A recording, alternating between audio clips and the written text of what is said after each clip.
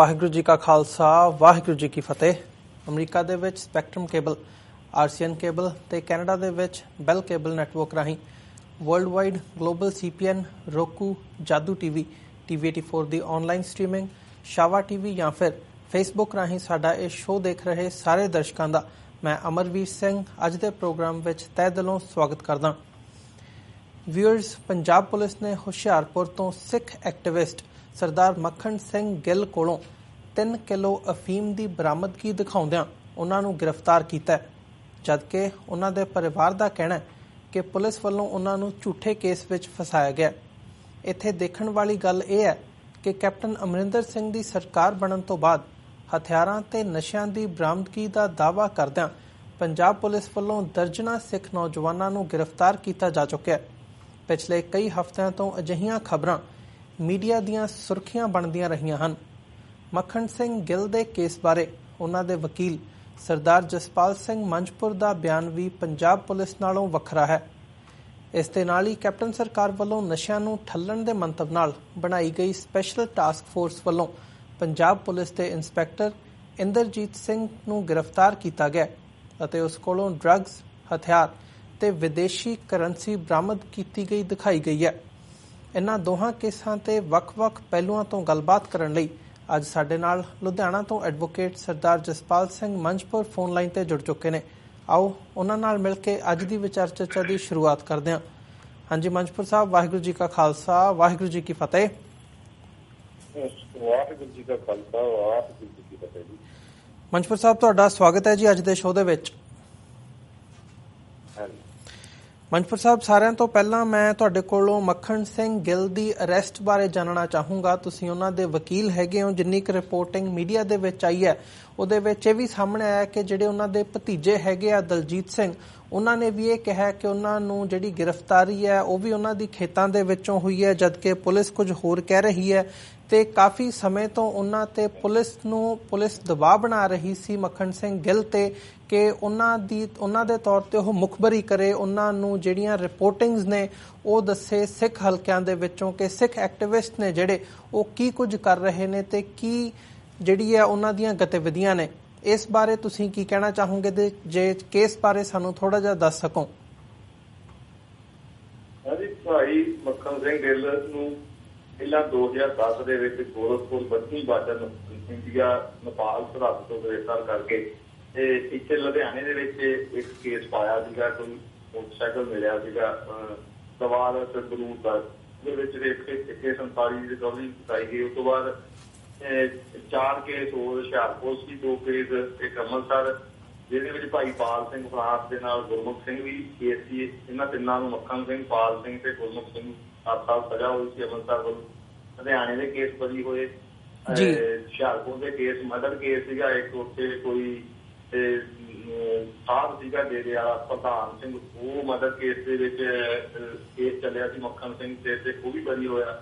Amritsar case ਚੋਂ ਸਜ਼ਾ ਹੋਈ ਸੀ। ਉਹ ਹਾਈ ਕੋਰਟ ਤੋਂ ਪਾਲ ਸਿੰਘ ਤੇ ਗੁਰਮੁਖ ਸਿੰਘ ਨੂੰ ਕੱਟੀ ਕਟਾਈ ਹੋ ਗਈ ਸੀ, ਅੰਦਰ ਕੌਣ ਆ ਰਿਹਾ ਜੀ। ਮੱਖਣ ਸਿੰਘ ਉਸ ਤੋਂ ਬਰੀ ਹੋਏ। ਸੋ ਕੁੱਲ ਮਿਲਾ ਕੇ 2010 ਤੋਂ ਲੈ ਕੇ 2017 ਫਰਵਰੀ 2017 ਤੱਕ ਉਹ ਜੇਲ੍ਹ 'ਚ ਰਹੇ ਤੇ ਇਸ ਦਰਮਿਆਨ ਉਹਨਾਂ ਦੇ 5 ਕੇਸ ਸੀ। 5 ਦੇ 5 ਕੇਸ ਜਿਹੜੇ ਆ ਬਰੀ ਹੋਏ, ਐਕਸਪਲੋਜ਼ਿਵ ਦੇ, ਮਰਡਰ ਦੇ, ਰਿਕਵਰੀ ਦੇ, ਆਰਮਸ ਦੇ ਤੇ ਵਿੱਚ ਬਾਹਰ ਆਏ ਸੀ। ਜਦੋਂ ਉਹਨਾਂ ਦੀ ਰਿਹਾਈ ਹੋਈ ਉਦੋਂ ਵੀ ਉਹਨਾਂ ਨੂੰ 2 ਦਿਨ ਜੇਲ੍ਹ ਛੱਡਿਆ ਗਿਆ। ਉਹਨਾਂ ਨੂੰ ਜਾਣੀ ਕਿ ਏਜੰਸੀਆਂ ਵੱਲੋਂ ਜਾਂ ਉਹਨਾਂ ਦਾ ਦੇਖਦੇ ਹੋਏ ਪਹਿਲਾਂ ਅਮਰੀਕਾ ਦੇ ਵਿੱਚ ਵੀ ਉਹ ਗ੍ਰੀਨ ਕਾਰਡ ਹੋਲਡਰ ਸੀ, ਉੱਥੋਂ ਛੱਡ ਕੇ ਉਹ ਹਾਰ ਗਏ, ਉੱਥੇ ਵੀ ਉਹਨਾਂ ਨੇ ਸੇਵਾ ਕੀਤੀ ਜੀ। ਕਿ ਇੱਥੇ ਆਏ ਉਹਨਾਂ ਦੀ ਅਰੈਸਟ ਜਿਹੜੀ ਹੋਈ। ਸੋ ਜਿਹੜਾ ਹੁਣ ਇਹ ਕੇਸ ਹੈਗਾ ਉਸ ਦੀ ਮੈਂ ਆਊਟਕਮ ਹੀ ਦੇਖਦਾ ਹੈਗਾ ਕਿ ਉਹਨਾਂ ਲਗਾਤਾਰ ਜਿਵੇਂ ਛੁੱਟੀ ਆਉਂਦੇ ਸੀ ਥਾਣੇ ਹਾਜ਼ਰੀ ਲਵਾ, ਉਹਦਾ ਸੁਭਾਅ ਅਣਖੀ ਹੋਣ ਕਰਕੇ ਉਹ ਨਹੀਂ ਸੀ ਥਾਣੇ ਜਾਂਦੇ। ਉਹ ਵਾਰ-ਵਾਰ ਸੱਦਦੇ ਸੀ, ਜਿਵੇਂ ਆ ਨੌਜਵਾਨ ਪਿੱਛੇ ਕਰੇ ਫੇਰ ਸੱਦਿਆ, ਕੋਈ ਕਤਲ ਹੋ ਗਿਆ ਫੇਰ ਸੱਦਿਆ। ਕਹਿੰਦੇ ਸੀ ਮੈਂ ਬਰੀ ਹੋ ਗਿਆ, ਹੁਣ ਮੈਨੂੰ ਵਾਰ-ਵਾਰ ਕਿਉਂ ਜਲੀਲ ਕਰਦੇ ਹੋ, ਥਾਣੇ 'ਚ ਬਿਠਾ ਲੈਣਾ, ਸ਼ਾਮ ਤੱਕ ਘਰ ਕੇ ਦੇਖਣਾ ਚਾਹ ਸਾਨੂੰ ਫੇਰ ਆ ਜੀ। ਉਹ ਇਹ ਗੱਲ ਬਹੁਤ ਜਿਹੜਾ ਦੁਖਲ ਕਰਦੇ ਸੀ। ਉਹਨਾਂ ਨੂੰ ਭਾਈ ਪੁਲਿਸ ਅਫਸਰਾਂ ਨੂੰ ਉਹਨਾਂ ਦੇ ਭਤੀਜੇ ਦਲਜੀਤ ਸਿੰਘ ਜਿਹੜਾ ਸਾਰੇ ਪੈਰਵਾਈ ਕਰਦਾ ਉਹਨਾਂ ਦੀ, ਤੇ ਉਹਦੇ ਦੱਸਣ ਮੁਤਾਬਕ ਮੋਟਰ ਦੇ ਉੱਤੇ ਬੈਠੇ ਸੀਗੇ, ਖੇਤੀ ਦੇ ਕੰਮ ਨੂੰ ਝੋਨੇ ਲਾਉਣ ਦਾ ਜਿਹੜਾ ਟਾਈਮ ਉਹਨਾਂ ਮੋਟਰ ਤੇ ਬੈਠੇ ਸੀ। ਪੁਲਿਸ ਆਈ, ਉਹਨੂੰ ਭਤੀਜੇ ਨੂੰ ਵੀ ਦਲਜੀਤ ਸਿੰਘ ਨੂੰ ਵੀ ਚੁੱਕ ਕੇ ਲੈ ਗਈ ਸੀ ਤੇ ਆ ਗਈ। ਉਹਨਾਂ ਨੇ ਕੋਈ ਪਹਿਲਾਂ ਨਸ਼ੇ ਦੇ ਸੰਬੰਧ ਕੋਈ ਬੰਦਾ ਫੜਿਆ ਹੋਇਆ ਸੀ ਇਸ ਗੱਡੀ ਜਿਹੜੀ ਇੱਥੇ ਦਿਖਾਈ ਗਈ ਹੈ ਉਹਦੇ ਕੋਲੋਂ ਟੀਮ ਫੜੀ ਗਈ ਸੀ। ਸੋ ਇਹਨਾਂ ਦੋਵਾਂ ਨੂੰ ਲੈ ਗਏ ਸੀ, ਦੋਨਾਂ ਦੇ ਉੱਤੇ ਪਾਉਂਦੇ ਸੀਗੇ ਉਹ। ਮੱਖਣ ਸਿੰਘ ਨੇ ਕਿਹਾ ਭਾਈ ਜੇ ਪਾਉਣੀ ਆ ਤਾਂ ਮੇਰੇ ਭਤੀਜੇ ਦੇ ਨਾਂ ਪਾਓ, ਜਿੱਥੇ ਭਾਵੇਂ ਜਿਹੜੀ ਮੇਰੀ ਪਾਉਣੀ ਆ ਜੀ। ਉਹਨਾਂ ਨੇ ਉਹ ਭਤੀਜੇ ਨੂੰ ਜਾਣ ਦਿੱਤਾ ਤੇ ਉਹਦੇ ਉੱਤੇ ਜਿਹੜਾ ਕਾਬੂ ਫੜਿਆ ਹੋਇਆ ਸੀ ਬੰਦਾ ਜਿਹੜਾ ਇਹਨਾਂ ਦੇ ਨਾਲ ਫੋਟੋ ਦੇ ਵਿੱਚ ਵੀ ਦੇਖਦਾ ਜਗਦੀਸ਼ ਉਹਦਾ ਨਾਮ, ਉਹਦੇ 1.5 ਕਿਲੋ ਉਹਨਾਂ ਨੂੰ ਉਸ ਗੱਡੀ ਦੇ ਵਿੱਚੋਂ ਇੱਕ ਦੇ ਵਿੱਚੋਂ ਵੀ ਆ ਰਿਹਾ ਜੀ ਪਿੰਡ ਦੇ ਬਾਹਰ ਨਾਕੇ ਜਾਣੀ ਕਿ ਫਿਰ ਨਾਕਾ ਦਿਖਾਇਆ ਗਿਆ। ਉੱਥੋਂ ਕਰੀਬ 1 ਕਿਲੋਮੀਟਰ ਤੋਂ ਘੱਟ ਵਕਫੇ ਤੇ ਭਾਈ ਮੱਖਣ ਸਿੰਘ ਉਹਨਾਂ ਦੀ ਮੋਟਰ ਆ ਜਿੱਥੇ ਇਹ ਬੈਠੇ ਹੋਏ ਸੀ।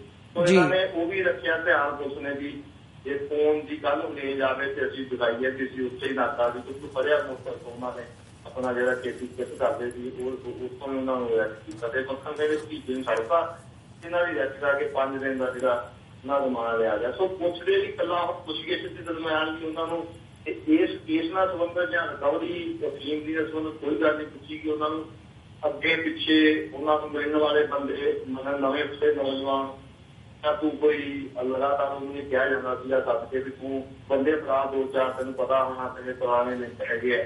ਉਹ ਹਮੇਸ਼ਾ ਹੀ ਇਹਦਾ ਕਦਮਾਂ ਵਿਰੋਧ ਕਰਦਾ ਰਿਹਾ, ਪੂਰਾ ਜਵਾਬ ਦਿੰਦਾ ਰਿਹਾ ਵੀ ਮੈਂ ਕੋਈ ਇਹੋ ਜਿਹਾ ਕੰਮ ਨਹੀਂ ਕਰਨਾ, ਮੈਂ ਹੁਣ ਕਰੀ ਹੋ ਕੇ ਆਪਣੇ ਖੇਤੀ ਦਾ ਕੰਮ ਕਰਦਾ ਮੈਨੂੰ ਕਰ ਲੈਂਦੇ। ਪਰ ਉਹ ਇਹ ਚਾਹੁੰਦੇ ਸੀਗੇ ਵੀ ਜਾਂ ਤਾਂ ਇਹ ਕੋਈ ਐਕਟੀਵਿਟੀ ਕਰੇ ਹਲਕੂਵਾਲ ਵਾਲੇ ਪਾਸੇ ਨੂੰ ਜਾਂ ਸਾਡੇ ਲਈ ਕੰਮ ਕਰੇ ਜਾਂ ਸਾਨੂੰ ਦੱਸ ਦਿਆ ਕਰੇ ਵੀ ਹਾਂ ਕੌਣ ਐਕਟਿਵ ਆ। ਉਹ ਨੌਜਵਾਨ ਅਕਸਰ ਭਾਈ ਮੱਖਣ ਸਿੰਘ ਨੂੰ ਜਿਹੜੇ ਮਿਲਣੇ ਜਾਂਦੇ ਜਿਹੜੇ ਨਾਲ ਜੇਲ੍ਹ 'ਚ ਰਹੇ ਜਾਂ ਅੱਗੇ ਪਿੱਛੇ ਤੋਂ ਉਹਨੂੰ ਜਾਣਦੇ ਆ ਉਹ ਮਿਲ ਜਾਂਦੇ ਉਹਨਾਂ ਨੂੰ ਵੀ ਕਿਸੇ ਨਾ ਕਿਸੇ ਦਾ ਹੁਕਮ ਬਣ ਕੇ ਸਾਨੂੰ ਨਹੀਂ ਉਹ ਮੰਨਿਆ। ਉਹਦੇ ਉੱਤੇ ਜਿਹੜਾ ਪਾਸੇ ਦੋ ਬੰਦਿਆਂ 1.5 ਕਿਲੋ ਭਾਈ ਮੱਖਣ ਸਿੰਘ ਦੇ 1.5 ਕਿਲੋ ਜਿਹੜੀ ਆ ਉਹਦੇ ਜਿਹੜਾ ਨਾਲ ਬੰਦਾ ਹੈ ਉਹਨਾਂ ਦੇ ਉੱਤੇ ਅਰੈਸਟ ਕੀਤੀ ਗਈ ਹੈ। FIR ਸੇਮ ਆ ਜੀ 1.5 ਕਿਲੋ ਉਹਨਾਂ ਦੇ ਕੋਲ ਜਿਹੜੀ ਆ ਇਹ ਅਫੀਮ ਦਾ ਜਿਹੜਾ ਬਿਲਕੁਲ ਹੀ ਇਹ ਝੂਠਾ ਕੇਸ ਪੰਜ ਪਛਾਣ ਕਰਨ ਲਈ ਜਿਹੜਾ ਆ ਰਿਹਾ ਜੀ ਪੁਲਿਸ ਦਾ ਅੱਗੇ ਵੀ ਇਸ ਤਰ੍ਹਾਂ ਦੇ ਜਿਹੜੇ ਕੇਸ ਮੇਰੀ ਨਿਗਾਹ ਚ ਹੈਗੇ ਜਿਹੜੇ ਜਾਨੀ ਕਿ ਐਕਸ਼ਨ ਦਾ ਹਮਦਰਦੀ ਰੱਖਦੇ ਨੌਜਵਾਨ ਉਹਨਾਂ ਨੂੰ ਪਾਸ ਕੀਤਾ ਜਾਂਦਾ ਜੀ। ਮੰਚਪੁਰ ਸਾਹਿਬ ਜਿਵੇਂ ਤੁਸੀਂ ਸਾਰਾ ਜਿਹੜਾ ਵੇਰਵਾ ਦਿੱਤਾ ਹੈਗਾ ਵੀ ਪਹਿਲਾਂ ਵੀ ਜਿਹੜੇ ਮੱਖਣ ਸਿੰਘ ਗਿੱਲ ਤੇ 5 ਕੇਸ ਪਾਏ ਗਏ ਆ ਤੇ ਉਹਨਾਂ ਸਾਰਿਆਂ ਦੇ ਵਿੱਚੋਂ ਉਹਨਾਂ ਨੂੰ ਬਰੀ ਕੀਤਾ ਗਿਆ ਅਦਾਲਤ ਵੱਲੋਂ ਤੇ ਨਾਲ ਹੀ ਜਿਵੇਂ ਵਾਰ-ਵਾਰ ਤੁਸੀਂ ਦੱਸਦੇ ਹੋ ਵੀ ਬੁਲਾ ਕੇ ਜ਼ਲੀਲ ਕਰਨ ਦੀ ਇੱਕ ਲਾਈਨ ਹੈਗੀ ਹੈ ਤੇ ਜਿਹੜੀਆਂ ਜੇ ਪਿਛਲੀਆਂ ਘਟਨਾਵਾਂ ਪਿਛਲੇ ਕੁਝ ਹਫ਼ਤਿਆਂ ਦੀਆਂ ਦੇਖੀਆਂ ਜਾਣ ਤਾਂ ਜਿਹੜੇ ਦਰਜਨਾਂ ਸਿੱਖ ਨੌਜਵਾਨ ਜਿਨ੍ਹਾਂ ਨੂੰ ਹਥਿਆਰ ਦਿਖਾ ਕੇ ਗ੍ਰਿਫਤਾਰ ਕੀਤਾ ਗਿਆ ਕਿ 3 ਉੱਥੋਂ ਗ੍ਰਿਫਤਾਰ ਕਰ ਲਏ 4 ਉੱਥੋਂ ਗ੍ਰਿਫਤਾਰ ਕਰ ਲਏ, ਕੀ ਇਹ ਉਸੇ ਵੱਡੇ ਕੜੀ ਦਾ ਇਸ ਕੇਸ ਨੂੰ ਹਿੱਸਾ ਮੰਨਦੇ ਹੋ ਜਾਂ ਇਹਦੇ ਪਿੱਛੇ ਕੋਈ ਹੋਰ ਵੀ ਜਿਹੜੀ ਹੈ ਉਹ ਕੋਈ ਮੋਟਿਵ ਤੁਹਾਨੂੰ ਨਜ਼ਰ ਆਉਂਦਾ? ਦੇਖੋ ਉਹਨੇ ਇੱਕ ਵਾਰੀ ਅਫਜ਼ਲ ਗੁਰੂ ਨੇ ਕਿਤੇ ਇੰਟਰਵਿਊ ਕੀਤੀ ਸੀ ਉਹ ਉਹਨੇ ਕਿਹਾ ਸੀ ਕਿ ਇਨਸਾਫ ਨਹੀਂ ਮਿਲੇਗਾ ਤਾਂ ਸ਼ਾਂਤੀ ਕਾਇਮ ਨਹੀਂ ਰਹਿ ਸਕਦੀ। ਜਿਹੜੀਆਂ ਗੁਰੂ ਗ੍ਰੰਥ ਸਾਹਿਬ ਮਹਾਰਾਜ ਦੀਆਂ ਬੇਅਦਬੀਆਂ ਹੋਈਆਂ ਲਗਾਤਾਰ ਹੋ ਰਹੀਆਂ ਇਸ ਸੰਬੰਧ ਦੇ ਵਿੱਚ ਇੱਕ ਸੋਚਦੇ ਹੀ ਆ ਕਿ ਕਿਉਂ ਨਹੀਂ ਹੋ ਰਿਹਾ। ਉਹਦੇ ਬਾਰੇ ਉਹ ਘੋੜ ਪਾਣੇ ਦੇ ਵਿੱਚ ਫੇਸਬੁੱਕ ਤੇ ਸੋਸ਼ਲ ਮੀਡੀਆ ਤੇ ਗੱਲਾਂ ਕਰਦੇ ਆ ਆਪਣੀਆਂ ਭਾਵਨਾਵਾਂ ਨੂੰ ਜ਼ਾਹਰ ਕਰ ਦਿੰਦੇ ਆ। ਉਹਦੇ ਵਿੱਚ ਸਰਕਾਰ ਦੇ ਬੰਦੇ ਵੀ ਹੁੰਦੇ ਆ ਫਿਰ ਉਹਨਾਂ ਨੂੰ ਇਸ ਤਰ੍ਹਾਂ ਫੋਲੋ ਕਰਕੇ ਤਾਂ ਉਹਨਾਂ ਨੂੰ ਥੋੜਾ ਹੋਰ ਇਨਵੈਸਟੀਗੇਟ ਕਰਕੇ ਵੀ ਹਾਂ ਚੱਕ ਦਿਆਂਗੇ ਅਸੀਂ ਹਥਿਆਰਾਂ ਦੀ ਕਮੀ ਨਹੀਂ ਆਉਣ ਦਿੰਦੇ ਪੈਸੇ ਦੀ ਕਮੀ ਨਹੀਂ ਆਉਣ ਦਿੰਦੇ ਤਾਂ ਜਾਂ ਕੁਝ ਸਾਡੇ ਬਾਹਰ ਬੈਠੇ ਵੀਰ ਵੀ ਇਹ ਜਿਹੜੇ ਕਿਸੇ ਨੂੰ 5000 ਭੇਜ ਤੇ ਕਿਸੇ ਨੂੰ 10000 ਭੇਜ ਉਹਦੇ ਤੇਲ ਦਾ ਖਰਚਾ ਜੀ ਉਹਦੇ ਸੇਵਾ ਕਰਨ ਜਾਂਦਾ ਉੱਥੇ ਇਕੱਠੇ ਹੋਣਾ ਸਾਹਮਣੇ ਸ਼ਹੀਦੀ ਮੰਗ ਦਿੰਦਾ ਤਾਂ ਉਹ ਪੈਸੇ ਦੀਆਂ ਰਸੀਦਾਂ ਉਹ ਵੈਸਟਰਨ ਯੂਨੀਅਨ ਜਾਂ ਉਹ ਰਸੀਦਾਂ ਲਾ ਦਿੰਦੇ ਆ। ਉਹ ਸੋਸ਼ਲ ਮੀਡੀਆ ਦੇ ਉੱਤੇ ਕੀਤੀ ਹੋਈ ਗੱਲਬਾਤ ਨੂੰ ਪ੍ਰਿੰਟ ਕਿਉਂਕਿ ਇਲੈਕਟ੍ਰੋਨਿਕ ਰਿਕਾਰਡ ਆ ਤੁਸੀਂ ਉਸਨੂੰ ਇਸ ਤਰ੍ਹਾਂ ਮੁਨਕਰ ਵੀ ਨਹੀਂ ਹੋ ਸਕਦੇ ਵੀ ਮੇਰਾ ਅਕਾਊਂਟ ਨਹੀਂ ਹੈਗਾ ਕੰਪਿਊਟਰ ਦੇ IP ਦਾ ਸਾਰਾ ਕੁਝ ਹੁੰਦਾ। ਤੇ ਉਹ ਨੌਜਵਾਨਾਂ ਦੀਆਂ ਭਾਵਨਾਵਾਂ ਇਸ ਤਰ੍ਹਾਂ ਦੀਆਂ ਕਹਿ ਸਕਦੇ ਵੀ ਹੁੰਦੀਆਂ ਹੋਣਗੀਆਂ ਔਰ ਉਹ ਕੋਈ ਸਾਜ਼ਿਸ਼ ਰਚ ਰਹੇ ਆ ਦੇਸ਼ ਨੂੰ ਤੋੜਨ ਦੀ ਏਕਤਾ ਸੰਤਾ ਜਿਹੜੀਆਂ ਗੱਲਾਂ ਕੋਲੋਂ ਮਿਲੀਆਂ ਜਾਂਦੀਆਂ ਐਸਾ ਲੱਗਦਾ 5-10% ਹੋ ਸਕਦਾ ਕਿਸੇ ਦੇ ਮਨ ਦੇ ਵਿੱਚ ਇਹੋ ਜਿਹੀ ਭਾਵਨਾ ਹੋਵੇ ਕਿ ਜੇ ਕੋਈ ਦੋਖੀ ਹੋਵੇ ਤਾਂ ਉਹਨੂੰ ਸੋਝੀ ਸਿੱਖੀ ਸਿਧਾਂਤਾਂ ਮੁਤਾਬਕ ਕੀ ਕਰੀਆ ਉਹ ਗੱਲ ਪਰ ਉਹ ਕਿਸੇ ਤਰ੍ਹਾਂ ਦੀ ਬਿਲਕੁਲ ਹਿੰਸਾ ਦੇ ਉਹ ਕਰਨਾ ਚਾਹੁੰਦੇ ਆ ਜਾਂ ਕੋਈ ਕਰਨਾ ਚਾਹੁੰਦੇ ਜਿੱਦਾਂ ਦੇ ਕੇਸ ਬਣਾਏ ਜਾਂਦੇ ਉਹ ਜਿਹਾ ਉਹਨਾਂ ਦੇ ਮਨ 'ਚ ਕੋਈ ਨਹੀਂ ਹੁੰਦਾ। ਉਹਨਾਂ ਨੂੰ ਆਪ ਇਹ ਇਨਵੈਸਟੀਗੇਟ ਕਰਦੇ ਆ ਇਹੋ ਜਿਹੀਆਂ ਕਾਰਵਾਈਆਂ ਕੀਤੀਆਂ ਜਾਂਦੀਆਂ ਇਹੋ ਜਿਹੀਆਂ ਫੇਕ ਆਈਆਂ ਕਿ ਉਹਨਾਂ ਨੂੰ ਇਸ ਤਰ੍ਹਾਂ ਕੀਤਾ ਜਾਂਦਾ। ਬਾਅਦ ਦੇ ਵਿੱਚ 5-10% ਕਹਿ ਲਓ ਉਹਨਾਂ ਦੇ ਵਿੱਚ ਕੋਈ ਭਾਵਨਾ ਹੁੰਦੀ ਹੈ 80-90% ਝੂਠਾ ਆਪਣੇ ਕੋਲੋਂ ਬਣਾ ਕੇ ਜਿਹੜਾ ਉਹ ਬਣਾ ਕੇ ਉਹਨਾਂ ਦੇ ਜਿੰਨੇ ਕੇਸ ਪਏ ਆ ਇਹ ਜਾਨੀ ਕਿ ਅੱਜ ਤੋਂ ਬਾਅਦ 90% 95% ਦਾਅਵੇ ਨਾਲ ਕਹਿ ਦੇਣਾ ਸਾਰੇ ਕੇਸ ਆਉਂਦੇ ਦਿਨਾਂ ਦੇ ਵਿੱਚ ਸਾਲ ਕੋਈ 2 ਸਾਲ ਕੋਈ 4 ਸਾਲ ਬਾਅਦ ਆਲੇ ਬੜੀ ਹੋਣ ਕੇ ਬੰਦੇ ਆਪਣੇ ਪਰ ਇਹ ਸਿਰਫ ਆਰਾਮ ਕਰਨ ਵਾਸਤੇ ਉਹਨਾਂ ਦੇ ਵਿੱਚ ਐਵੇਂ ਦੇਸੀ ਪਿਸਤੌਲ ਦੇ ਜਿਹੜੇ ਆਮ ਇੱਥੇ ਭਈਆਂ ਕੋਲ ਵਾਸੀਆਂ ਕੋਲ ਜਾਂ ਜਿਹੜੇ ਜਥੇ ਨੂੰ ਸਾਰੇ ਰੱਖੀ ਫਿਰਦੇ ਆ ਇਹਨਾਂ ਦੇ ਉੱਤੇ ਹੁਣ ਪੁਲਿਸ ਵਾਲਾ ਵੀ ਫੜਿਆ ਗਿਆ ਇਹਦੇ ਤੋਂ ਦੇਖੋ AK-47 ਵੀ ਕੀਤੀ ਆ ਜੀ ਨਸ਼ੇ ਇਸ ਤਰ੍ਹਾਂ ਥਾਣੇ ਦੇ ਵਿੱਚ ਇਹੋ ਜਿਹਾ ਜਿਹੜਾ ਸਮਾਨ ਜਿਹੜਾ ਇਲੀਗਲ ਤੇ ਉਹਨੂੰ ਕੋਈ ਹੱਥ ਨਹੀਂ ਪਾਉਂਦਾ। ਨੌਜਵਾਨਾਂ ਨੂੰ ਜਿਹੜਾ ਫਾਲਤੂ ਇੰਪਲੀਕੇਟਡ ਵਿੱਚ ਮਾਹੌਲ ਬਣਾਉਣਾ ਜਿਹੜਾ ਕੈਪਟਨ ਨੇ ਕਿਹਾ ਹੋਇਆ ਵੀ ਖਾਲਿਸਤਾਨ ਦਾ ਆ ਗਿਆ ਇੱਕ ਬੂਆ ਖੜਾ ਕਰਕੇ ਤੇ ਹਿੰਦੂਆਂ ਨੂੰ ਕੰਸੋਲੀਡੇਟ ਰੱਖਣਾ ਸਟੇਟ ਪਾਲਿਸੀ ਦੀ ਹੈਗੀ BJP ਉਹਦੇ ਵਿੱਚ ਕੈਪਟਨ ਦੀ ਜਿਹੜੀ ਆ ਮੈਂ ਸਮਝਦਾ ਮੇਰੀ ਫੋਕਸ ਨਾਲ ਜੀ। ਮੰਚਪੁਰ ਸਾਹਿਬ ਜਿਵੇਂ ਕਿ ਤੁਸੀਂ ਦੱਸਦੇ ਹੋ ਤੇ ਸਾਰੇ ਕੇਸ ਤੋਂ ਜਿੰਨੀ ਕੁ ਜਾਣਕਾਰੀ ਸਾਹਮਣੇ ਆਈ ਹੈ ਜੇ ਇਹਦੇ ਚੋਂ ਵੀ ਕੱਢਣਾ ਹੋਵੇ ਤਾਂ ਸਾਡੇ ਲਈ ਤੇ ਖਾਸ ਤੌਰ ਤੇ ਜਿਹੜੀ ਨੌਜਵਾਨ ਪੀੜ੍ਹੀ ਹੈ ਉਹਦੇ ਲਈ ਵੀ ਇਹ ਸਬਕ ਵਾਲੀ ਗੱਲ ਹੈਗੀ ਹੈ ਕਿ ਭਾਵਨਾਤਮਕ ਤੌਰ ਤੇ ਸੋਸ਼ਲ ਮੀਡੀਆ ਤੇ ਕਮੈਂਟਬਾਜ਼ੀ ਕਰਨ ਤੋਂ ਜਿਹੜਾ ਹੈਗਾ ਬਿਆਨਬਾਜ਼ੀ ਕਰਨ ਤੋਂ ਗੁਰੇਜ਼ ਕਰਨਾ ਚਾਹੀਦਾ ਹੈ ਤਾਂ ਕਿ ਜਿਹੜੀਆਂ ਇੱਦਾਂ ਦੀਆਂ ਘਟਨਾਵਾਂ ਨੇ ਉਹਦੇ ਵਿੱਚੋਂ ਬਚਿਆ ਜਾ ਸਕੇ ਜਿੰਨਾ ਕੁ ਵੀ ਵੱਧ ਤੋਂ ਵੱਧ ਬਚਾਅ ਕੀਤਾ ਜਾ ਸਕਦਾ। ਸੋ ਜਿਹੜੀ ਦੂਜੇ ਕੇਸ ਦੀ ਗੱਲ ਤੁਸੀਂ ਵੀ ਥੋੜ੍ਹਾ ਜਿਹਾ ਜ਼ਿਕਰ ਕੀਤਾ ਉਹਦੀ ਗੱਲ ਕਰੀਏ ਜਿਹੜਾ ਇੰਦਰਜੀਤ ਸਿੰਘ ਇੰਸਪੈਕਟਰ ਨੂੰ ਗ੍ਰਿਫਤਾਰ ਕੀਤਾ ਗਿਆ ਉਸ ਬਾਰੇ ਵੀ ਮੈਂ ਤੁਹਾਡੇ ਕੋਲੋਂ ਜਾਣਨਾ ਚਾਹੂੰਗਾ ਕਿ ਇਹ ਜਿਹੜੀ ਗ੍ਰਿਫਤਾਰੀ ਹੋਈ ਹੈ ਇਹਨੂੰ ਤੁਸੀਂ ਕਿਵੇਂ ਦੇਖਦੇ ਹੋ। ਸਪੈਸ਼ਲ ਟਾਸਕ ਫੋਰਸ ਵੱਲੋਂ ਇੰਦਰਜੀਤ ਸਿੰਘ ਨੂੰ ਗ੍ਰਿਫਤਾਰ ਕੀਤਾ ਗਿਆ, ਹੈਰੋਇਨ ਦੀ ਵੀ ਗੱਲ ਸਾਹਮਣੇ ਆਉਂਦੀ ਹੈ, ਹਥਿਆਰਾਂ ਦੀ ਵੀ ਆਉਂਦੀ ਹੈ ਤੇ ਕਈ ਲੱਖ ਜਿਹੜਾ 16.5 ਲੱਖ ਜਿਹੜਾ ਕੈਸ਼ ਹੈਗਾ ਵਿਦੇਸ਼ੀ ਕਰੰਸੀ ਵੀ ਜਿਹੜੀ ਹੈ ਬਰਾਮਦ ਕੀਤੀ ਗਈ ਹੈ। ਸੋ ਇਹ ਜਿਹੜਾ ਕੇਸ ਹੈਗਾ ਇਹ ਮਾਮਲਾ ਇੱਕਦਮ ਸਾਹਮਣੇ ਆਇਆ, ਪਹਿਲਾਂ ਸਪੈਸ਼ਲ ਟਾਸਕ ਫੋਰਸ ਦਾ ਗਠਨ ਹੁੰਦਾ ਹੈ ਤੇ ਇਹ ਜਿਹੜਾ ਇੱਕਦਮ ਸਾਹਮਣੇ ਆਉਣਾ ਇਹ ਕੀ ਇਹਨੂੰ ਇੱਕ ਚੰਗੀ ਉਪਲਬਧੀ ਦੇ ਤੌਰ ਤੇ ਦੇਖਿਆ ਜਾਣਾ ਚਾਹੀਦਾ ਹੈ ਵੀ ਪੰਜਾਬ ਪੁਲਿਸ ਵੱਲੋਂ ਸਰਕਾਰ ਦੀ ਜਿਹੜੀ ਕਾਰਗੁਜ਼ਾਰੀ ਹੈਗੀ ਹੈ ਨਸ਼ਿਆਂ ਨੂੰ ਠੱਲ ਪਾਉਣ ਦੇ ਲਈ ਜੋ ਦਾਅਵੇ ਕੀਤੇ ਜਾ ਰਹੇ ਨੇ ਉਹਨਾਂ ਦੇ ਹੇਠਾਂ ਜਾਂ ਇਹ ਕਿਸੇ ਹੋਰ ਕੜੀ ਦਾ ਹਿੱਸਾ ਹੋ ਸਕਦਾ ਹੈ। ਤੁਸੀਂ ਕੀ ਕਹਿਣਾ ਚਾਹੋਗੇ ਇਸ ਬਾਰੇ? ਦੇਖੋ ਇਸ ਅਫਸਰ ਬਾਰੇ ਤਾਂ ਪਤਾ ਹੀ ਸੀ, ਅਫਸਰ ਨੀਤੀ ਦਾ ਹੌਲਦਾਰ ਸੀ ਜੀ। ਹੈਡਕੁਆਰਟਰ ਚੰਡੀਗੜ੍ਹ ਤੋਂ ਕਰੀਏ ਨੂੰ ਪ੍ਰਮੋਟ ਕੀਤਾ ਨਹੀਂ ਸਿਰਫ IG ਰੇਂਜ ਦੇ ਵਿੱਚ ਜਿਹੜਾ ਰੇਂਜ IG ਲੈਵਲ ਦੇ ਉੱਤੇ ਇਹਨੂੰ ਸਿਰਫ ਇੰਸਪੈਕਟਰ ਬਣਾਇਆ ਗਿਆ ਸੀ as per Chandigarh police headquarter record ਦੇ ਹੌਲਦਾਰ ਹੀ ਸੀਗਾ। ਤੇ ਇਸ ਤਰ੍ਹਾਂ ਇਹਦਾ ਪਿਛਲੇ ਸਮੇਂ ਦੌਰਾਨ ਵੀ ਖਾੜਕੂਵਾਦ ਦੇ ਟਾਈਮ ਜਿੰਨੇ ਪੁਲਿਸ ਅਫਸਰ ਇਸ ਖੇਤਰ ਦੇ ਇਸ ਲੈਵਲ ਦੇ ਮੈਂ ਸਮਝਦਾ ਹੁੰਦਾ ਜਿੰਨੇ ਕਿ 90 ਦੇ ਵਿੱਚ ਜਿਹੜੀ ਭਰਤੀ ਆ ਜਾਂ 84 ਤੋਂ ਬਾਅਦ ਦੀ ਭਰਤੀ ਆ ਉਹ ਸਾਰੇ ਕਿਸੇ ਨਾ ਕਿਸੇ ਰੂਪ ਵਿੱਚ ਉਹਨਾਂ ਦੇ ਮੂੰਹ ਨੂੰ ਲਹੂ ਲੱਗਾ ਹੋਇਆ, ਇਹਦੇ ਮੂੰਹ ਨੂੰ ਲੱਗਾ ਹੋਇਆ, ਇਹਦੇ ਨਾਲ ਅਨੇਕਾਂ ਹਰੇਕ ਜ਼ਿਲ੍ਹੇ ਦੇ ਵਿੱਚ ਹੈਗੇ ਆ।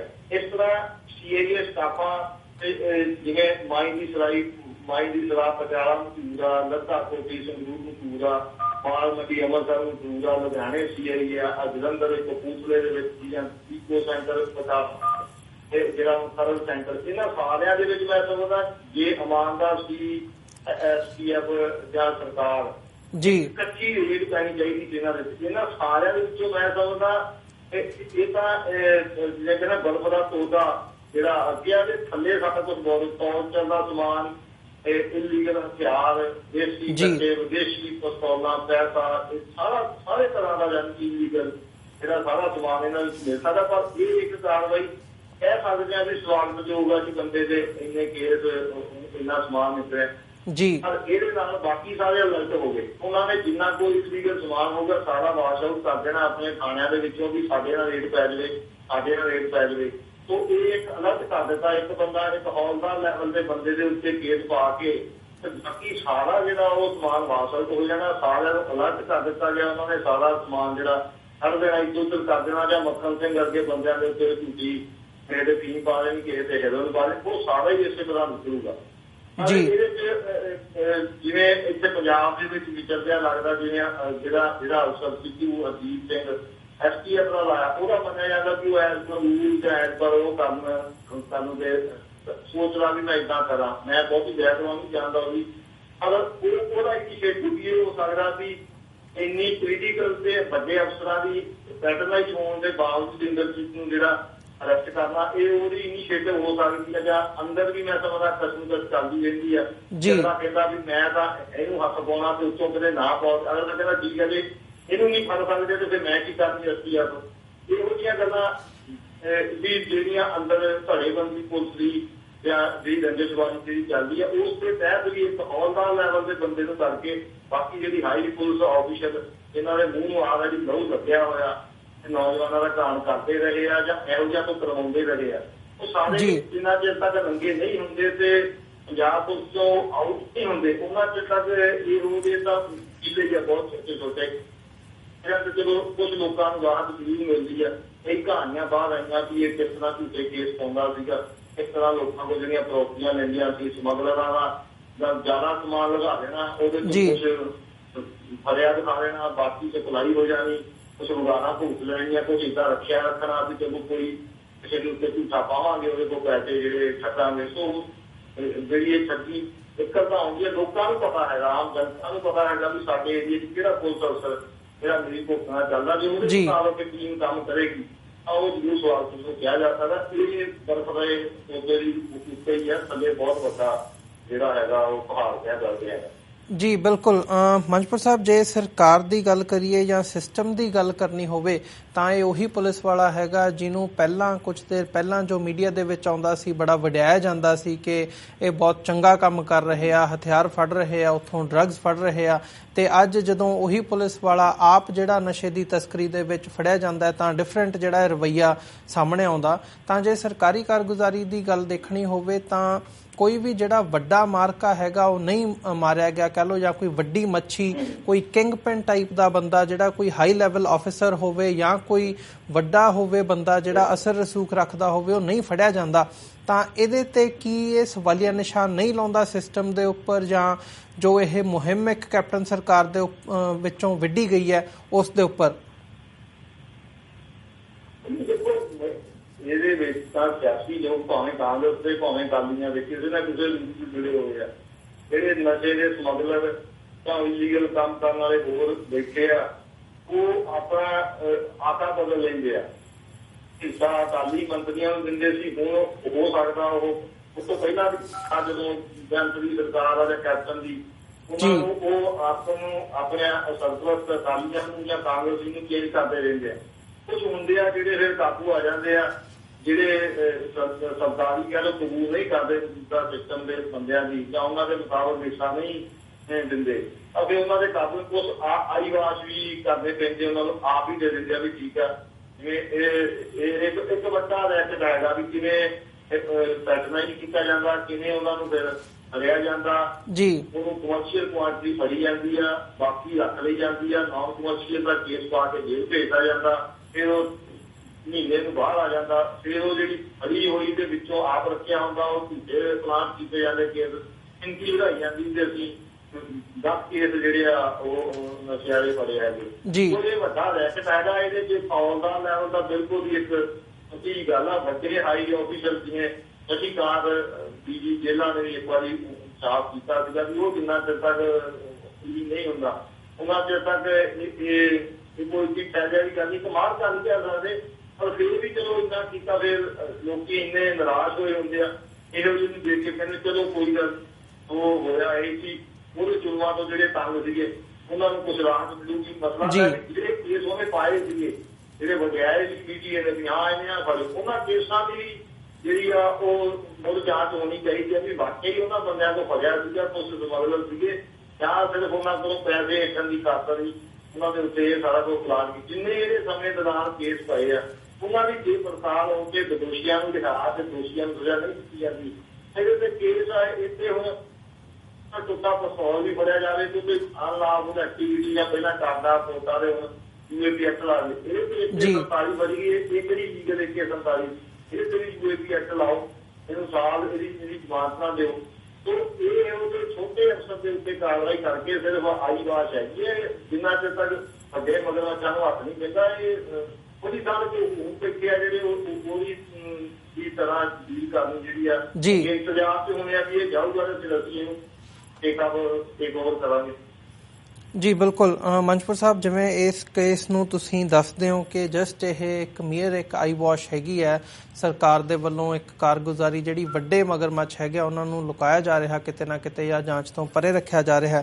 ਸੋ ਜਿਹੜੇ ਅੱਜ ਦੋਵੇਂ ਕੇਸਿਸ ਅਸੀਂ ਡਿਸਕਸ ਕੀਤੇ ਆ, ਇਹ ਇੰਦਰਜੀਤ ਸਿੰਘ ਦਾ ਹੋਵੇ ਜਾਂ ਪਹਿਲਾਂ ਕੇਸ ਆਪਾਂ ਭਾਈ ਮੱਖਣ ਸਿੰਘ ਗਿੱਲ ਦਾ ਹੋਵੇ, ਜਿਵੇਂ ਇਹਨੂੰ ਅਸੀਂ ਬ੍ਰੌਡਰ ਕੰਟੈਕਸਟ ਦੇ ਵਿੱਚ ਦੇਖਣਾ ਹੋਵੇ ਤਾਂ ਜਿਹੜੀ ਸਿੱਖ ਨੌਜਵਾਨੀ ਹੈਗੀ ਆ, ਖਾਸ ਤੌਰ 'ਤੇ ਜੋ ਪੰਜਾਬ ਦੇ ਵਿੱਚ ਵਸਦੇ ਨੇ ਉਹਨਾਂ ਲਈ ਸੁਝਾਅ ਦੇ ਤੌਰ ਤੇ ਤੁਸੀਂ ਕੀ ਮੈਸੇਜ ਕੀ ਦੇਣਾ ਚਾਹੋਗੇ ਅੱਜ ਉਹਨਾਂ ਨੂੰ ਕਿ ਉਹ ਜਿਹੜੀਆਂ ਆਪਣੀਆਂ ਗਤੀਵਿਧੀਆਂ ਨੇ ਜਾਂ ਐਕਟਿਵਿਜ਼ਮ ਦਾ ਕੰਮ ਹੈਗਾ ਉਸ ਨੂੰ ਕਿਵੇਂ ਕਾਨੂੰਨੀ ਦਾਇਰਾਕਾਰ ਦੇ ਵਿੱਚ ਰਹਿੰਦਿਆਂ ਹੋਇਆਂ ਕਰ ਵੀ ਸਕਦੇ ਨੇ ਤੇ ਨਾਲ ਹੀ ਜਿਹੜੀ ਪੁਲਸੀਆ ਤਸ਼ੱਦਦ ਹੁੰਦੀ ਹੈ ਜਾਂ ਝੂਠੇ ਕੇਸਾਂ ਦੇ ਵਿੱਚ ਫਸਾਉਣ ਦੀ ਗੱਲ ਹੁੰਦੀ ਹੈ ਉਹਦੇ ਤੋਂ ਕਿਵੇਂ ਬਚਿਆ ਜਾ ਸਕਦਾ ਹੈ? ਸੁਝਾਅ ਦੇ ਤੌਰ ਤੇ ਉਹਨਾਂ ਨੂੰ ਤੁਸੀਂ ਕੀ ਕਹਿਣਾ ਚਾਹੋਗੇ?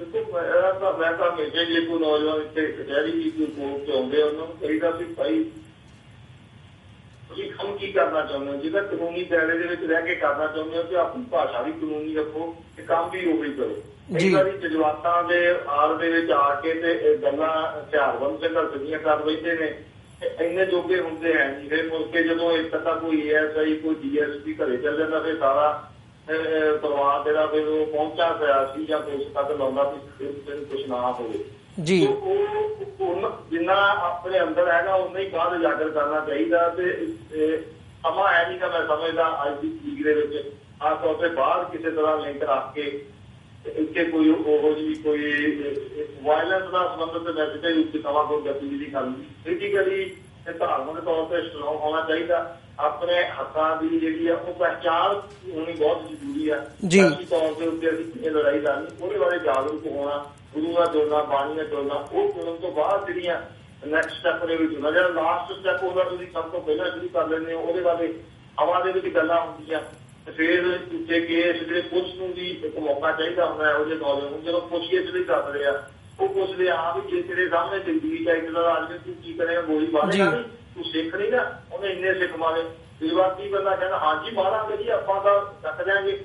ਉਹਦੇ ਕਹਿੰਦੇ ਦੇਖੋ ਜੀ ਆਪ ਹੀ ਮੰਨ ਰਿਹਾ ਹੈ ਉਹ ਆਪ ਹੀ ਇਸ ਤਰ੍ਹਾਂ ਦੀਆਂ ਗੱਲਾਂ ਕਰਕੇ ਵੀ ਅਸੀਂ ਵੀ ਸਿੱਖਾਂ ਅਸੀਂ ਵੀ ਚਾਹੁੰਦੇ ਹਾਂ। ਉਹ ਸਾਰੇ ਇਹ ਕਹਿੰਦੇ ਆ ਜਿਹੜੇ ਇਨਵੈਸਟੀਗੇਸ਼ਨ ਕਰਦੇ ਆ ਅਸੀਂ ਵੀ ਸਿੱਖਾਂ ਅਸੀਂ ਵੀ ਚਾਹੁੰਦੇ ਆ ਵੀ ਜਿਹੜੇ ਦੋਸ਼ੀ ਆ ਉਹ ਉਹਨਾਂ ਨੂੰ ਸਬਕ ਮਿਲਣਾ ਚਾਹੀਦਾ। ਜੇ ਤੁਹਾਡੇ ਸਾਹਮਣੇ ਆਇਆ ਉਹ ਏਦਾਂ ਦੀਆਂ ਗੱਲਾਂ ਜੋ ਜਜ਼ਬਾਤੀ ਹੁੰਦੇ ਉਹਨਾਂ ਨੂੰ ਪੁਲਿਸ ਦੀ ਪੁੱਛਗਿੱਛ ਦੀ ਤਕਨੀਕ ਜਾਂ ਪਤਾ ਨਹੀਂ ਹੁੰਦਾ ਵੀ ਉਹ ਕੀ ਕਰਨਾ ਚਾਹੁੰਦੇ ਆ ਤੇ ਉਹ ਆਪ ਹਮਦਰਦੀ ਵੀ ਰੱਖਦੇ। ਕੋਈ ਗੱਲ ਕੁਛ ਨਹੀਂ ਹੋਣਾ, ਬਸ 2-4 ਮਹੀਨੇ ਤੁਸੀਂ ਲੀਗਲ ਬਣ ਜਾਣਾ, ਸਾਡੀ ਬੱਲੇ ਬੱਲੇ ਦੇਖੋ ਖਾਣਾ ਚੁਕਾਉਣਾ। ਜਿਹੜਾ ਉਹ ਅੱਗੇ ਔਖਾ ਆਉਂਦਾ ਉਹ ਤੇ ਟੌਰਚਰ ਵੀ ਕੀਤਾ ਜਾਂਦਾ। ਉਹਦੇ ਤੇ ਜਿਹੜਾ ਕੇਸ ਕਿਸੇ ਦੇ ਹਥਿਆਰ ਪਾਤਾ ਜਾਂਦਾ, ਕਿਸੇ ਦੇ ਪੈਸੇ ਦੀਆਂ ਚੀਜ਼ਾਂ ਜੋ ਪੈਸੇ ਮੰਗਾਏ ਸੀ ਬਾਹਰੋਂ ਕਿਹਨੇ ਭੇਜੇ ਸੀ ਉਹ ਚੀਜ਼ਾਂ ਇਲੈਕਟ੍ਰੋਨਿਕ ਦੌਰ ਬਾਹਰ ਆ ਜਾਂਦਾ। ਐਕਟ ਦੀਆਂ ਜਿਹੜੀ ਖਾਨਾ ਪੂਰਤੀ ਵਾਸਤੇ ਪੁਲਿਸ ਔਰ ਨੌਜਵਾਨਾਂ ਨੂੰ ਆਪਣੀ ਖੇਤੀ ਜਿਹੜੀ ਆਪ ਕਰਨੀ ਚਾਹੀਦੀ ਹੈ। ਬਾਹਰੋਂ ਬਾਹਰੀ ਟੇਕ ਨਹੀਂ ਰੱਖਣੀ ਚਾਹੀਦੀ ਕਿਸੇ ਵੀ ਤਰ੍ਹਾਂ ਦੀ ਮਾਇਕ ਜਾਂ ਯਾਨੀ ਕਿ ਕਿਸੇ ਹੋਰ ਤਰ੍ਹਾਂ ਦੀ ਉੱਤੇ ਵੀ ਬਾਹਰ ਵਾਲੇ ਉਂਗਲ ਲਾ ਕੇ ਮੈਂ ਬਾਹਰ ਬੈਠੇ ਵੀਰਾਂ ਨੂੰ ਇਹ ਕਹਿਣਾ ਵੀ ਉਂਗਲਾਂ ਨਾ ਲਾਇਆ ਕਰੋ। ਜੇ ਕਿਸੇ ਨੇ ਕੁਛ ਕਰਨਾ ਇੱਥੇ ਬੈਠੇ ਨੂੰ ਉਂਗਲ ਲਾ ਕੇ ਜੇਲਾਂ ਭਰੀ ਜਾਂਦੇ ਹੋ। ਆਪ ਵੀ ਕੋਈ ਜੇ ਕੁਛ ਕਰਨਾ ਤਾਂ ਇੱਥੇ ਆਓ। ਪਰ ਹੁਣ ਸਮਾਂ ਹੈ ਨੀਗਾ ਕਿਸੇ ਵਾਇਲੈਂਸ ਐਕਟੀਵਿਟੀ ਦਾ ਹੈਗਾ। ਜਿਨ੍ਹਾਂ ਨੇ ਕਰਨਾ ਉਹ ਆਪਣੇ ਤੌਰ ਦੇ ਉੱਤੇ ਕਰੀ ਜਾਂਦੇ। ਉਹਨਾਂ ਨੂੰ ਕਿਸੇ ਤਰ੍ਹਾਂ ਦਾ ਸੋਸ਼ਲ ਮੀਡੀਆ ਦੇ ਉੱਤੇ ਨਹੀਂ ਜਾਂ ਉਹਨਾਂ ਨੂੰ ਕੋਈ ਸ਼ੋਹਰਤ ਨਹੀਂ। ਨੌਜਵਾਨਾਂ ਦੇ ਵਿੱਚ ਸੋਸ਼ਲ ਮੀਡੀਆ ਹਥਿਆਰ ਨਾਲ ਫੋਟੋ ਜਾਂ ਕਿਰਪਾਨ ਨਾਲ ਫੋਟੋ ਪਾ ਲਈ ਨਾਲ ਨਾਰਾ ਚੱਕ ਦਿਆਂਗੇ। ਇਹਨੇ ਚੱਕਣਾ ਉਹ ਚੱਕਦੇ ਰਹੇ ਅੱਗੇ ਵੀ ਕਾਹਨੂੰ ਚੱਕਦੇ ਦੇਣਾ ਉਹਨਾਂ ਨੂੰ। ਇਹ ਹੋਰ ਨੌਜਵਾਨ ਉਹਨਾਂ ਦੇ ਪੁਲਿਸ ਦੇ ਹੀ ਇਹ ਆਈਡੀਆਂ ਦੇ ਉੱਤੇ ਹੁੰਦੇ ਨੇ ਆ ਕੇ ਉੱਤੇ ਆਪਣੀਆਂ ਭਾਵਨਾਵਾਂ ਉਦੋਂ ਵੱਧ ਉਜਾਗਰ ਕਰਦੇ। ਉਹਨਾਂ ਨੂੰ ਇਸ ਗੱਲ ਤੋਂ ਜਿਹੜਾ ਸੁਚੇਤ ਹੋਣਾ ਚਾਹੀਦਾ ਕਿ ਆਪਣੀ ਭਾਸ਼ਾ ਜਿਹੜੀ ਆ ਉਹ ਨੈਤਿਕ ਤੌਰ ਦੇ ਉੱਤੇ ਵੀ ਕਾਨੂੰਨ ਦੇ ਦਾਇਰਿਆਂ ਜੀ ਬਿਲਕੁਲ। ਮੰਚਪੁਰ ਸਾਹਿਬ ਤੁਹਾਡਾ ਬਹੁਤ ਬਹੁਤ ਧੰਨਵਾਦ। ਤੁਸੀਂ ਇਹਨਾਂ ਦੋਵਾਂ ਇਸ਼ੂਜ਼ ਦੇ ਉੱਪਰ ਸਾਡੇ ਨਾਲ ਜਿਹੜੀ ਹੈ ਵਿਚਾਰਾਂ ਦੀ ਸਾਂਝ ਪਾਈ ਹੈ ਤੇ ਸਾਨੂੰ ਜਿਹੜੀ ਹੈ ਡੀਪ ਦੇ ਵਿੱਚ ਜਿਹੜੀ ਜਾਣਕਾਰੀ ਦਿੱਤੀ ਹੈ। ਇਸ ਦੇ ਨਾਲ ਅਸੀਂ ਅੱਜ ਦੇ ਸ਼ੋਅ ਵਿੱਚ ਤੁਹਾਡੇ ਕੋਲੋਂ ਇੱਥੇ ਹੀ ਇਜਾਜ਼ਤ ਚਾਹਾਂਗੇ ਜੀ। ਧੰਨਵਾਦ ਬਹੁਤ ਬਹੁਤ ਮੰਚਪੁਰ ਸਾਹਿਬ। ਵਾਹਿਗੁਰੂ ਜੀ ਕਾ ਖਾਲਸਾ, ਵਾਹਿਗੁਰੂ ਜੀ ਕੀ ਫਤਿਹ ਜੀ। ਵਿਊਅਰਸ, ਇਹ ਸਨ ਲੁਧਿਆਣਾ ਤੋਂ ਐਡਵੋਕੇਟ ਸਰਦਾਰ ਜਸਪਾਲ ਸਿੰਘ ਮੰਚਪੁਰ। ਜਿਵੇਂ ਕਿ ਇਹਨਾਂ ਨਾਲ ਗੱਲਬਾਤ ਦੇ ਵਿੱਚੋਂ ਵੀ ਜੋ ਸਾਹਮਣੇ ਆਇਆ ਕਿ ਸਾਨੂੰ ਸਾਡੀਆਂ ਭਾਵਨਾਵਾਂ ਨੂੰ ਦੇ ਉੱਪਰ ਨਿਯੰਤਰਣ ਰੱਖਣਾ ਚਾਹੀਦਾ ਹੈ ਤੇ ਖਾਸ ਤੌਰ ਤੇ ਜਦੋਂ ਅਸੀਂ ਸੋਸ਼ਲ ਮੀਡੀਆ ਤੇ ਗੱਲਬਾਤ ਕਰਦੇ ਹਾਂ ਤਾਂ ਆਪਣੀਆਂ ਜਿਹੜੀਆਂ ਭਾਵਨਾਤਮਕ ਗੱਲਾਂ ਹੈਗੀਆਂ ਨੇ ਉਹਨੂੰ ਕਾਨੂੰਨੀ ਦਾਇਰਾਕਾਰ ਦੇ ਵਿੱਚ ਤੇ ਜਿੱਥੇ ਤੱਕ ਐਕਟਿਵਿਜ਼ਮ ਦੀ ਗੱਲ ਵੀ ਹੈਗੀ ਉਹਨੂੰ ਕਾਨੂੰਨੀ ਦਾਇਰਾਕਾਰ ਦੇ ਵਿੱਚ ਰਹਿੰਦਿਆਂ ਹੋਇਆਂ ਆਪਣੀ ਜਿਹੜੀ ਗੱਲਬਾਤ ਹੈ ਉਹ ਅੱਗੇ ਜਾਰੀ ਰੱਖਣੀ ਚਾਹੀਦੀ ਹੈ ਲੀਗਲ ਤਰੀਕੇ ਦੇ ਨਾਲ ਤੇ ਕਿਸੇ ਵੀ ਜਿਹੜੀ ਭੜਕਾਊ ਬਿਆਨਬਾਜ਼ੀ ਹੈ ਉਹਦੇ ਤੋਂ ਗੁਰੇਜ਼ ਕਰਨਾ ਚਾਹੀਦਾ। ਸੋ ਅੱਜ ਦੇ ਸ਼ੋਅ ਦੇ ਵਿੱਚ ਅਸੀਂ ਤੁਹਾਡੇ ਕੋਲੋਂ ਵੀ ਇੱਥੇ ਹੀ ਇਜਾਜ਼ਤ ਚਾਹਾਂਗੇ। ਜਾਂਦੇ ਜਾਂਦੇ ਮੈਂ ਤੁਹਾਡੇ ਚਰਨਾਂ ਦੇ ਵਿੱਚ ਬੇਨਤੀ ਵੀ ਕਰਦਾ ਕਿ ਸਾਨੂੰ TV84 ਨੂੰ ਚੱਲਦਾ ਰੱਖਣ ਦੇ ਲਈ ਅੱਗੇ ਵਧਾਉਣ ਦੇ ਲਈ ਤੁਹਾਡੀ ਸਹਾਇਤਾ ਦੀ ਲੋੜ ਹੈਗੀ ਹੈ। TV84 ਨੂੰ ਡੋਨੇਟ ਕਰਨ ਦੇ ਲਈ ਤੁਸੀਂ ਸਾਡੀ ਵੈਬਸਾਈਟ www.tv84.tv ਤੇ ਜਾ ਕੇ ਸਾਨੂੰ ਡੋਨੇਟ ਕਰ ਸਕਦੇ ਹੋ ਤੇ ਮੰਥਲੀ ਡੋਨੇਸ਼ਨਸ ਦੇ ਲਈ ਪਲੈਜ ਵੀ ਕਰ ਸਕਦੇ ਹੋ। www.tv84.tv। ਇਸੇ ਦੇ ਨਾਲ ਅਸੀਂ ਅੱਜ ਦਾ ਸ਼ੋਅ ਇੱਥੇ ਹੀ ਸਮਾਪਤ ਕਰਦੇ ਹਾਂ। ਕੱਲ੍ਹ ਨੂੰ ਤੁਹਾਡੇ ਨਾਲ ਫਿਰ ਮੁਲਾਕਾਤ ਹੋਵੇਗੀ ਜੀ। ਇਜਾਜ਼ਤ ਦਿਓ। ਵਾਹਿਗੁਰੂ ਜੀ ਕਾ ਖਾਲਸਾ, ਵਾਹਿਗੁਰੂ ਜੀ ਕੀ ਫਤਿਹ।